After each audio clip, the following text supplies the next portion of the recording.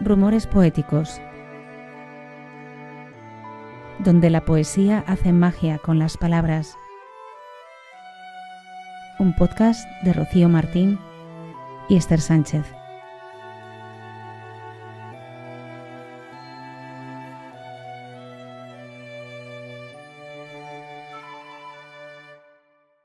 Asociamos su figura al mito romántico del genio incomprendido y a la de un hombre alejado de todo, pero fue cronista de su actualidad. En un diario de gran difusión, participó en contiendas políticas a gran nivel y frecuentó los salones más selectos de Madrid.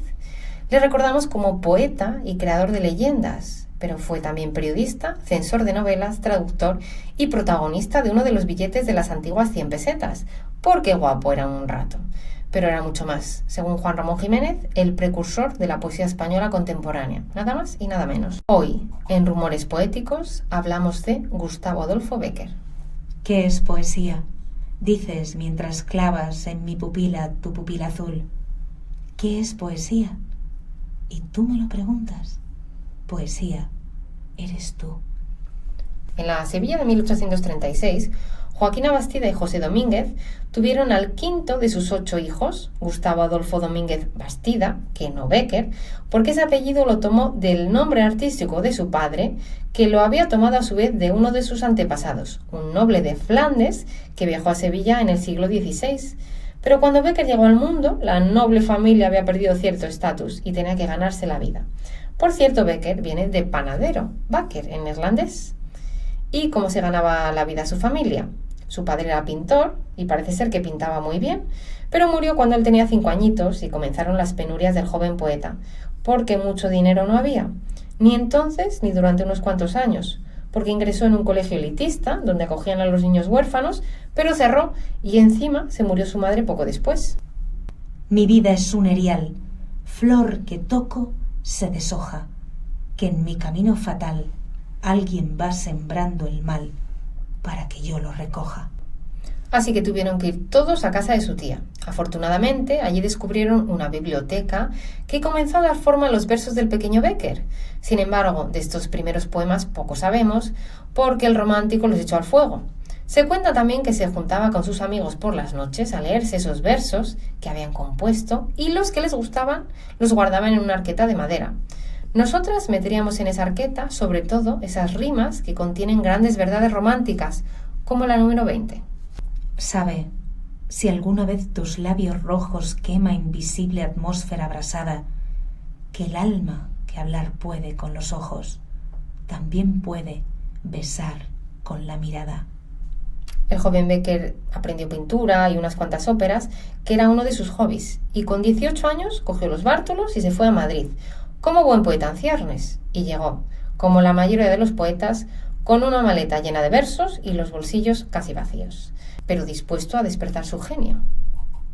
Del salón en el ángulo oscuro de su dueño tal vez olvidada, silenciosa y cubierta de polvo, veías el arpa. Cuánta nota dormía en sus cuerdas, como el pájaro duerme en las ramas esperando la mano de nieve que sabe arrancarlas. Ay, pensé, cuántas veces el genio así duerme en el fondo del alma y una voz, como Lázaro, espera que le diga, levántate y anda.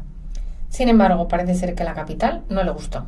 Madrid, sucio, negro, feo, como un esqueleto descarnado tiritando bajo su inmenso sudario de nieve. ¿Es esto Madrid?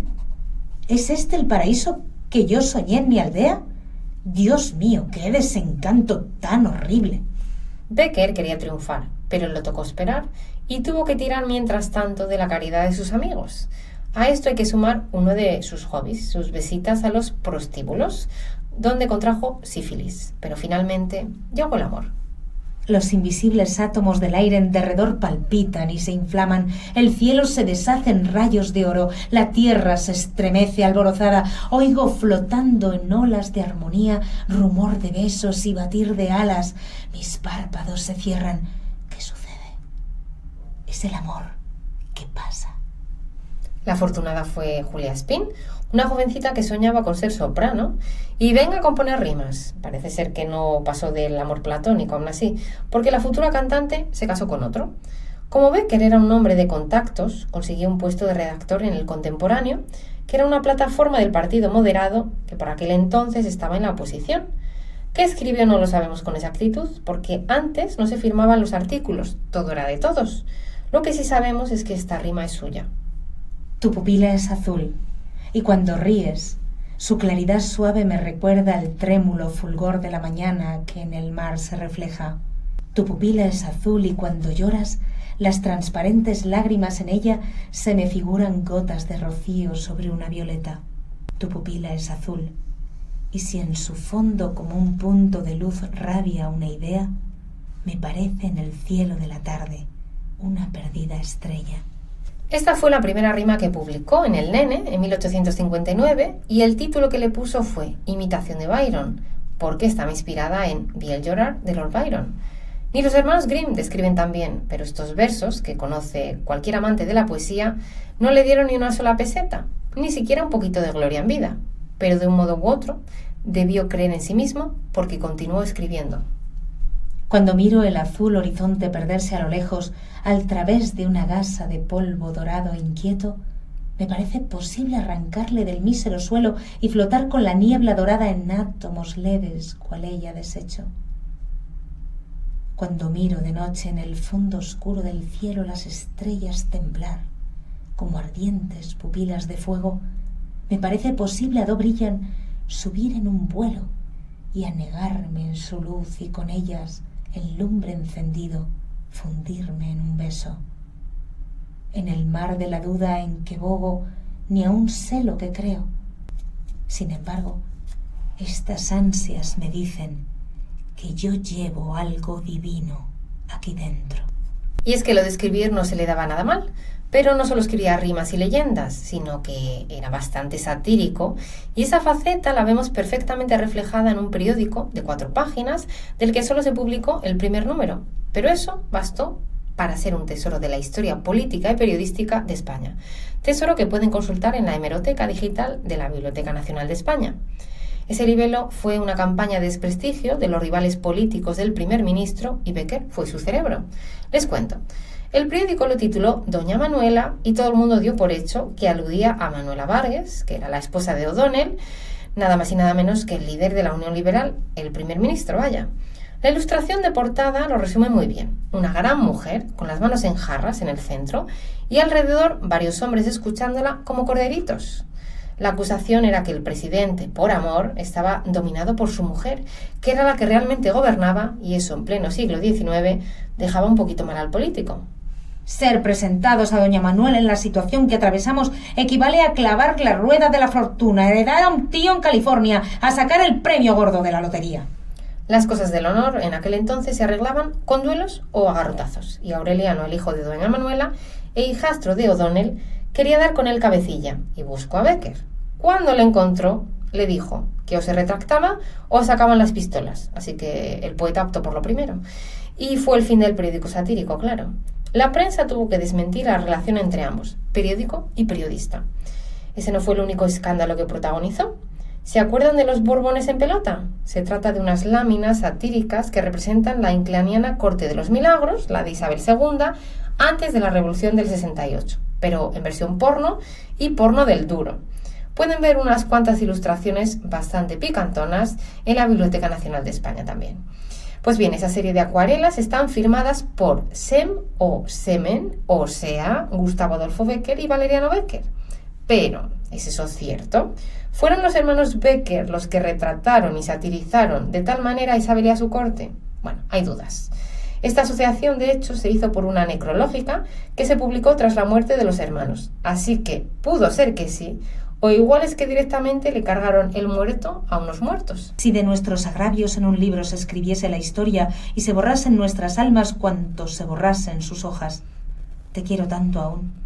Dejó en mi pecho tu amor huellas tan hondas que solo con que tú borrases una, las borraba yo todas. Fue bastante enamoradizo y de sus musas escribía. Este poema lo escribe a su futura mujer. Tu aliento es el aliento de las flores. Tu voz es de los cisnes la armonía. Es tu mirada el esplendor del día y el color de la rosa es tu color. Tú prestas nueva vida y esperanza a un corazón para el amor ya muerto. Tú creces de mi vida en el desierto como crece en un páramo la flor. El amor surgió cuando vio a la hija del médico que le atendía de su sífilis, que se llamaba, por cierto, Casta Esteban, todo muy irónico. Se casaron, pero el matrimonio, igual que el de Larra, pues no lo hizo feliz, ya que Casta no era ni la mujer soñada ni compartía sus ideales románticos. La pobre Casta se quejaba de que en su casa había mucha poesía y poco cocido. Vamos, que la bronca estaba asegurada. Asomaba a sus ojos una lágrima y a mi labio una frase de perdón. Habló el orgullo y se enjugó su llanto, y la frase en mis labios expiró. Yo voy por un camino, ella por otro. Pero al pensar en nuestro mutuo amor, yo digo aún, ¿por qué callé aquel día? Y ella dirá, ¿por qué no lloré yo? Él tiene sus cosas, recordemos que para cuando la conoció ya había contraído sífilis de tanto prostíbulo y tanto ir de flor en flor. Entre el discorde estruendo de la orgía acarició mi oído, como nota de música lejana, el eco de un suspiro. El eco de un suspiro que conozco, formado de un aliento que he bebido, perfume de una flor que oculta crece en un claustro sombrío. Mi adorada de un día, cariñosa, ¿en qué piensas?, me dijo. En nada. ¿En nada? ¿Y lloras? Es que tengo alegre la tristeza y triste el vino. Pero es que si Becker tenía sus cosas, Casta debía de tener también las suyas. Así la describe Julia Becker, hija de Valeriano y sobrina de Casta, en una declaración que le hizo a la periodista Carmen de Burgos. Casta era guapa, pero antipática. Tenía en la cara algo trágico y desagradable. Pertenecía a una familia rica y tacaña. Mi padre, mi hermano y yo estábamos allí con mi tío, pero el matrimonio no fue feliz. Se separaron. Aún así, el amor es el amor. ¿A qué me lo decís? Lo sé. Es mudable, es altanera y vana y caprichosa. Antes que el sentimiento de su alma brotará el agua de la estéril roca. Sé que en su corazón nido de sierpes no hay una fibra que al amor responda, que es una estatua inanimada, pero es tan hermosa. ¿Qué le vamos a hacer? La cosa debió de ir de mal en peor y al final no tener remedio. Es cuestión de palabras y no obstante, ni tú ni yo jamás, después de lo pasado, convendremos en quién la culpa está. Lástima que el amor, un diccionario, no tenga donde hallar cuando el orgullo es simplemente orgullo y cuando es dignidad.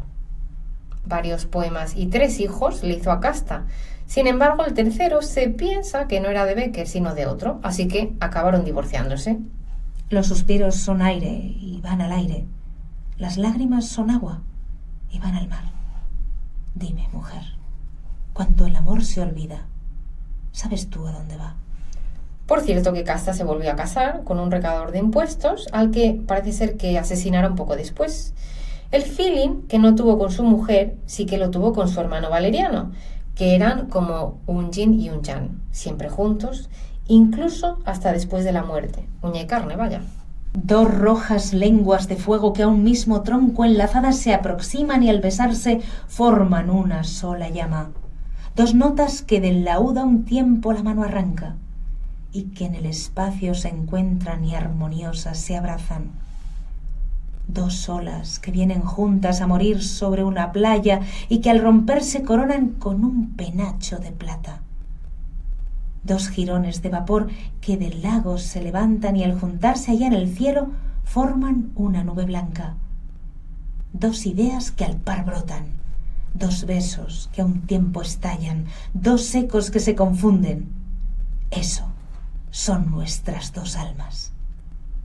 Juntos recorrieron la España vaciada entonces, que aunque sea un término bastante moderno, ya había una España vacía, así, en vida de los Becker, y los hermanos tenían conciencia de ello. Así comenzó Historia de los Templos de España, un intento de recoger todas las edificaciones religiosas que había en el país en una sola obra de varios volúmenes, pero solo se publicaron los de Toledo porque el proyecto fracasó por motivos económicos. También tenemos Expedición de Veruela y Spanish Sketches. En ellas, Gustavo Adolfo Becker hacía poesía de lo que veía y su hermano, Valeriano Becker, directamente lo pintaba. Sin embargo, los amigos de Valeriano no hicieron como los de Gustavo y no les dio por reunir sus obras a la muerte de este. Así que gran parte de los dibujos de Valeriano los tienen ahora mismo los americanos. Puso verso a pinturas y también tradujo novelas, seguramente del francés. Esta faceta de traductor es algo poco conocida porque su hermano ilustraba los textos, pero estos no iban firmados. Resulta que ese fue un oficio al que se dedicó seguramente después de la Revolución del 68, donde precisamente no era muy querido en España, ya que no contaba con el apoyo del gobierno y su nombre hubiera manchado de alguna forma esas publicaciones. De hecho, hay investigaciones que indican que incluso pudiera haber nuevos textos, quién sabe. Lo que sí conocemos bien son sus leyendas. Escuchemos un fragmento de su prosa. Tenéis la color quebrada, andáis mustio y sombrío. ¿Qué os sucede? Desde aquel día que yo siempre tendré por funesto, en que llegasteis a la fuente de los álamos en pos de la res herida, diríase que una mala bruja os ha encanijado con sus hechizos. Todas las mañanas tomáis la ballesta para enderezaros en solitario la espesura y permanecer en ella hasta que el sol se esconde. Y cuando la noche oscurece y volvéis pálido y fatigado al castillo, en balde busco en la bandolera los despojos de la caza. ¿Qué os ocupa tan largas horas, lejos de los que más os quieren? Leyendas que bebían de los romanceros, de la literatura germánica, el folclore, la novela histórica, narraciones como las que se contaban alrededor del fuego, historias que habían rodado de boca en boca, leyendas hechas poesía y además con un escenario español. Fueron muy revolucionarias en la época porque hablan de transgresión y del mundo sobrenatural. Cuentan pasiones ocultas, sacrilegios, músicas prohibidas, castigos, locura y muerte. Artículos, rimas, leyendas y cartas. Su faceta epistolar la cuenta muy bien en un capítulo del Ministerio del Tiempo en el que la patrulla viaja al monasterio de Veruela para evitar que Bécquer, con un pésimo estado de salud, escriba una 10ª carta desde mi celda, que jamás existió. El resto de las 9 cartas, que sí las firmó, se publicaron en el Contemporáneo. Ahí van unos fragmentos de su 2ª carta. Queridos amigos, si me vieran ustedes en algunas ocasiones con la pluma en la mano y el papel delante buscando un asunto cualquiera para emborronar 14 o 15 cuartillas, tendrían lástima de mí. Ay de Bécquer, si hubiera tenido a ChatGPT en ese momento. Y no es precisamente porque se hayan agotado de tal modo mis ideas que registrando el fondo de la imaginación en donde andan enmarañadas e indecisas no pudiese topar con alguna y traerla a ser precios por la oreja por dómine de lugar a muchacho travieso. Pero no basta tener una idea. Es necesario despojarla de su extraña manera de ser, vestirla un poco al uso para que esté presentable, aderezarla y condimentarla, en fin, a propósito para el paladar de los lectores de un periódico, político o por añadidura. Y aquí está lo espinoso del caso. Aquí la gran dificultad. Qué gran razón tenía el poeta. Estas eran sus reflexiones desde el zaragozano monasterio de Veruela, donde se retiró a finales de 1863 a dar rienda suelta a su posromanticismo y para dar tregua a sus desgastados pulmones que aguantarían pocos años más. Pero falta de memoria no tenía. 79 rimas las tenía Bécquer en su memoria porque perdió el manuscrito de las mismas y tuvo que volverlas a componer. Les cuento brevemente. Resulta que un ministro, González Bravo, iba a hacer el prólogo de su libro y además le iba a pagar la publicación. Así que Bécquer le dejó sus rimas, pero llegó la Revolución de la Gloriosa y el manuscrito se perdió entre tanta revuelta. Y como no había sido prudente y no había guardado ninguna copia de seguridad, pues no le quedó otra que rescatarlos de su memoria, que era el único lugar donde estaban. Y eso hizo en el otoño de 1868, en un cuaderno rayado de 600 páginas. El título: Libro de los Gorriones, colección de proyectos, ideas y planes de cosas diferentes que concluirán o no según sople el viento. Curioso. Lo interesante viene a partir de la página 557, donde aparecen 79 rimas. Así reza la primera. Yo sé un himno gigante y extraño que anuncia en la noche del alma una aurora. Y estas páginas son de ese himno cadencias que el aire dilata en las sombras. Yo quisiera escribirle, del hombre domando el rebelde mezquino idioma, con palabras que fuesen a un tiempo suspiros y risas, colores y notas. Pero en vano es luchar, que no hay cifras capaz de encerrarle y apenas, oh hermosa, si teniendo en mis manos las tuyas, pudiera al oído cantártelo a solas. Y allí se quedaron las rimas hasta que murió. Gustavo Adolfo tuvo una salud frágil toda su vida. Padecía tuberculosis, sífilis y disfunciones en el hígado. Además, se le ocurrió hacer un viaje en tren a Madrid en una época muy mala. Pero no dentro del tren, sino en una especie de terraza en pleno invierno, y eso ni el mayor de los románticos lo aguanta. Así que se murió un 23 de diciembre, víspera de la Navidad, en la que precisamente hubo un eclipse de sol en su Sevilla natal. ¿Hay algo más romántico que eso? Y 3 meses después fallece su hermano. Él quiso que le enterraran en Sevilla, pero le costó 29 años a sus amigos cumplir su voluntad. La cumplieron. Ahí llegaron los dos Bécquer, claro, inseparables hasta la muerte. Allí, por cierto, estaba un pequeño Luis Cernuda, que describiría años más tarde ese momento, desde su peculiar visión de la poesía, en su particular ognos. Donde habita el olvido, suena beckeriano, ¿no? Al ver mis horas de fiebre e insomnio lentas pasar, a la orilla de mi lecho, ¿quién se sentará? Cuando la trémula mano tienda próximo a expirar, buscando una mano amiga, ¿quién la estrechará? Cuando la muerte vidrie de mis ojos el cristal, mis párpados aún abiertos, ¿quién los cerrará? Cuando la campana suene, si suena en mi funeral, una oración, al oírla, ¿quién murmurará? Cuando mis pálidos restos oprima la tierra ya sobre la olvidada fosa, ¿quién vendrá a llorar? ¿Quién, en fin, al otro día, cuando el sol vuelva a brillar, de que pasé por el mundo, ¿quién se acordará? Pues sí, si nos acordamos, sobre todo por sus fieles amigos, que quitaron 3 de las rimas, ordenaron el resto y las publicaron. Bueno, y también le cambiaron el nombre. Y así contaron la historia de las 76 rimas: poesía, amor, desamor y soledad. Unas rimas matemáticas, sin adornos, con un lenguaje que te hace sentir, que te hace soñar. Y si no, escuchen esta rima tan calderoniana. Es un sueño la vida, pero un sueño febril que dura un punto. Cuando de él se despierta, se ve que todo es vanidad y humo. Ojalá fueras un sueño muy largo y muy profundo, un sueño que durara hasta la muerte. Yo soñaría con mi amor y el tuyo. Bécquer es poesía y la poesía es música, y la unión de ambas fue uno de los temas de la Bienal del Flamenco de Sevilla, donde se pudo conocer al Bécquer más hondo. Este es el título de uno de los podcasts que Radio Televisión Española hizo sobre el romántico. La voz en la Bienal era de María Terremoto y el título Poesía eres tú. Versos y flamenco, olé. Y es que Bécquer ha inspirado a tantos y a tantas, entre ellos Amancio Prada. ¿Han escuchado su versión de Las golondrinas? Nosotros se la recitamos. Volverán las oscuras golondrinas en tu balcón sus nidos a colgar. Y otra vez, con el ala a sus cristales jugando, llamarán.